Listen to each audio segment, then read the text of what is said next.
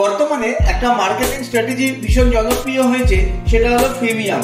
এখানে কোম্পানি প্রথমেই আপনাকে ফ্রিতে কিছু দেবে, তারপর যখন সেটা আপনার অভ্যেসে পরিণত হয়ে যাবে তখন অ্যাডভান্স ফিচার্স এর জন্য টাকা চাওয়া হবে।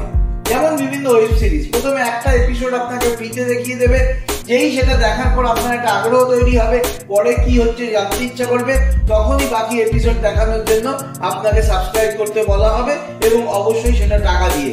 সেরকম স্পটিফাইকে দেখুন, প্রথমে ফ্রিতে ডাউনলোড করুন, তারপর মেসেজ পেতে থাকবেন, সমস্ত সুযোগগুলো নেওয়ার জন্য আপনাকে সাবস্ক্রাইব করতে হবে।